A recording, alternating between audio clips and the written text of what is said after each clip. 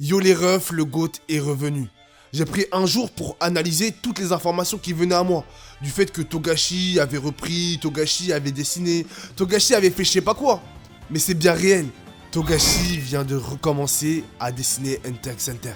Aujourd'hui, ce sera plus une vidéo cosy, posée, où je vais analyser chaque information qui explique que Togashi est bel et bien en train de revenir sur le devant de la scène. Donc, pas de gros montage, mais juste des informations sensées et palpables pour comprendre la situation. Bref, wesh les BG, les chabatteurs, c'est le Crotal, et aujourd'hui, Hunter x Hunter est bel et bien de retour.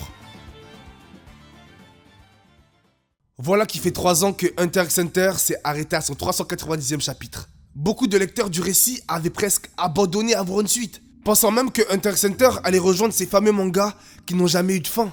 Mais c'est dans la nuit du 24 mai 2022 qu'un conte se fera remarquer, portant le nom en japonais de Yoshihiro Togashi. Comment croire que c'est lui?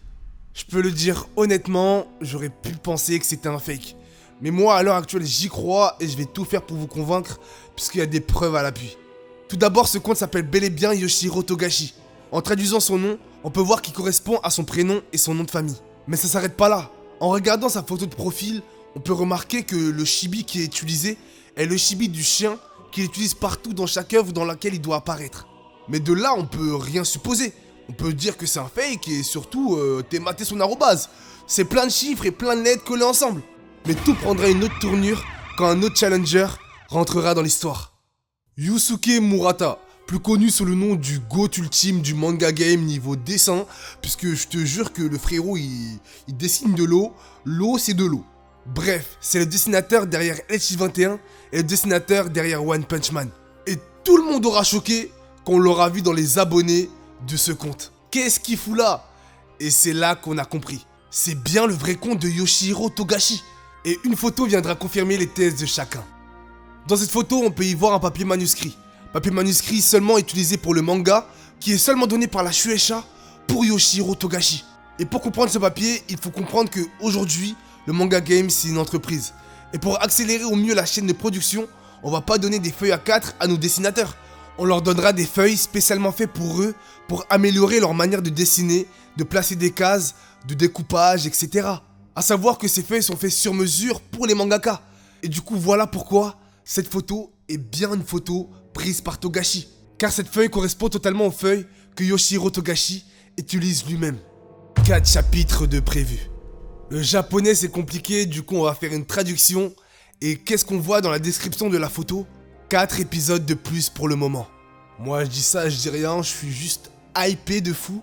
Sachant qu'il a fait 3 ans de pause pour nous pondre 4 chapitres, ça veut dire qu'il a pris un temps énorme pour écrire son histoire.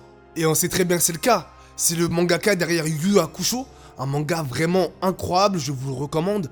Et le mangaka derrière l'arc des fourmis chimères, arc où il y avait beaucoup d'opposition entre Netero, Meruem, Gon, Pitou. Mais surtout, on sait que c'est pas un mangaka à se tirer une balle dans le pied.